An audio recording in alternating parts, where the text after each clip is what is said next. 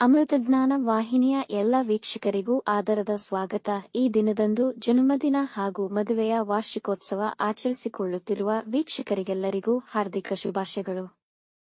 ಇಂದಿನ ಪಂಚಾಂಗ ಕ್ರೋಧಿನಾಮ ಸಂವತ್ಸರ ದಕ್ಷಿಣಾಯಣ ವರ್ಷ ಋತು ಶ್ರಾವಣ ಮಾಸ ಕೃಷ್ಣ ಪಕ್ಷ 30 ಆಗಸ್ಟ್ 2024 ಶುಕ್ರವಾರ. ಸೂರ್ಯೋದಯ ಬೆಳಗ್ಗೆ 6:08, ಸೂರ್ಯಾಸ್ತ ಸಂಜೆ 6:32, ಚಂದ್ರೋದಯ ರಾತ್ರಿ 3:42 ಆಗಸ್ಟ್ 31, ಚಂದ್ರಾಸ್ತ ಸಂಜೆ 4:07.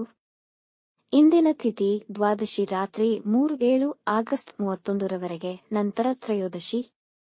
ಯೋಗ ವ್ಯತಿಪಾತ ಸಂಜೆ 5:47, ನಂತರ ವರಿಯಾನ. ನಕ್ಷತ್ರ ಪುನರ್ವಸು ರಾತ್ರಿ 8:07 ರವರೆಗೆ, ನಂತರ ಪುಷ್ಯ ಕರ್ಣ ಕೌಲವ ಮಧ್ಯಾಹ್ನ 1:57, ತೈತಿಲ ರಾತ್ರಿ 2:25 ಆಗಸ್ಟ್ 31, ನಂತರ ಗರಜಾ. ಇಂದಿನ ಶುಭ ಮುಹೂರ್ತದಲ್ಲಿ ಬ್ರಾಹ್ಮಿ ಮುಹೂರ್ತ ಬೆಳಗ್ಗೆ 4:36 ರಿಂದ 5:22, ಅಭಿಜಿತ್ ಮುಹೂರ್ತ ಬೆಳಗ್ಗೆ 11:55 ರಿಂದ 12:45. ಪ್ರಾತಃ ಸಂಧ್ಯಾ ರಾತ್ರಿ 4:59 ರಿಂದ 6:08. ಸಂಧ್ಯಾಕಾಲ ಸಂಜೆ 6:32 ರಿಂದ 7:41, ಅಮೃತಕಾಲ ಮಧ್ಯಾಹ್ನ 3:24 ರಿಂದ 5:05 ರವರೆಗೆ. ಸರ್ವಾರ್ಥ ಸಿದ್ಧಿಯೋಗ ಬೆಳಗ್ಗೆ 6:08 ರಿಂದ ಸಂಜೆ 5:56 ರವರೆಗೆ. ಅಶುಭ ಗಳಿಗೆಗಳಲ್ಲಿ ರಾಹುಕಾಲ ಬೆಳಗ್ಗೆ 10:47 ರಿಂದ 12:20.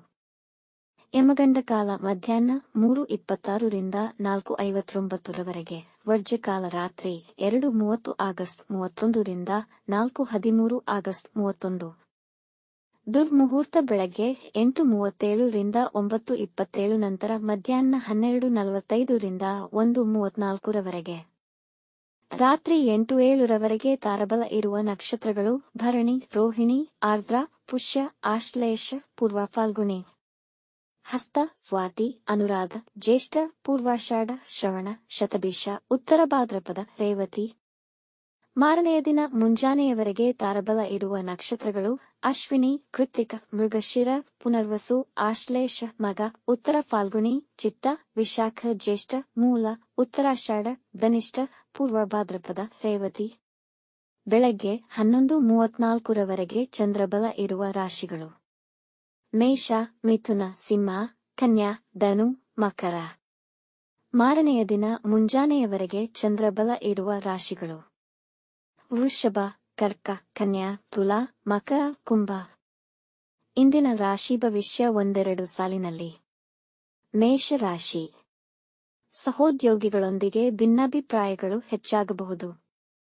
ನಿಮ್ಮ ವ್ಯಾಪಾರದಲ್ಲಿ ಲಾಭವಾಗುವುದು, ಆದರೆ ಒತ್ತಡ ಕೂಡ ಹೆಚ್ಚಾಗುವುದು.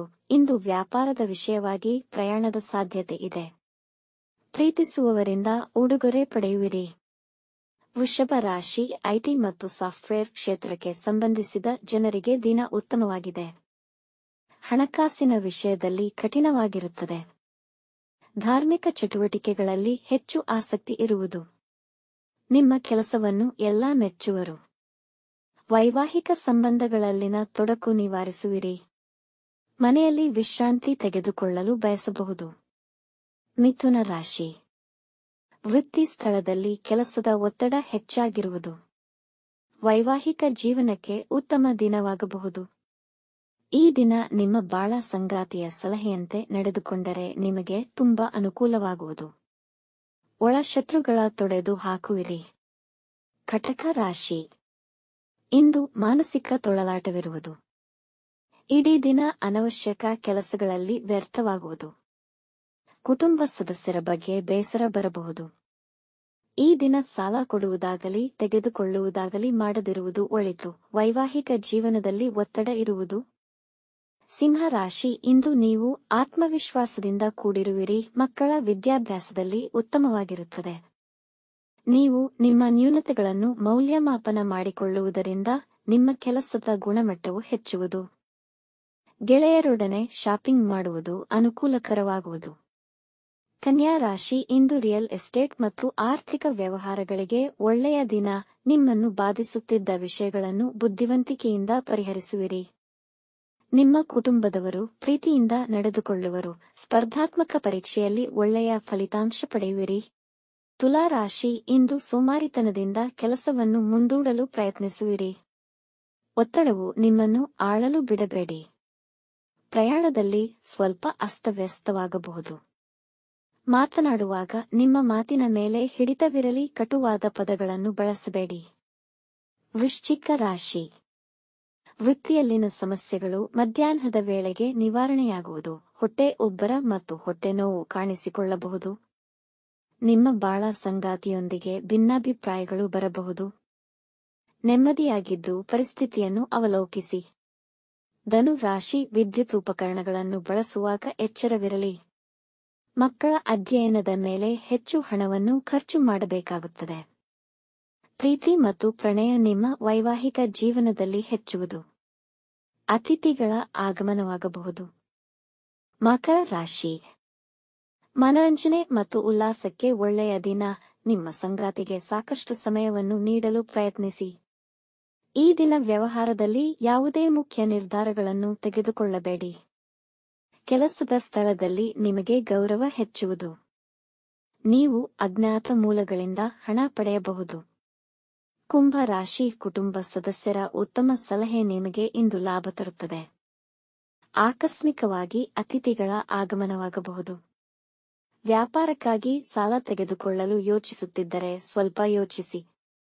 ಇಂದು ನರಗಳಲ್ಲಿ ಒತ್ತಡ ಮತ್ತು ನೋವು ಕಾಣಿಸಿಕೊಳ್ಳಬಹುದು.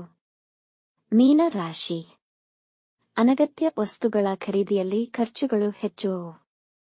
ಸಂಗಾತಿಯ ಮಾತುಗಳು ನಿಮಗೆ ಸ್ವಲ್ಪ ನೋವುಂಟು ಮಾಡಬಹುದು. ಮನೆಯವರೊಂದಿಗೆ ಸಹನೆಯಿಂದ ವರ್ತಿಸಿ.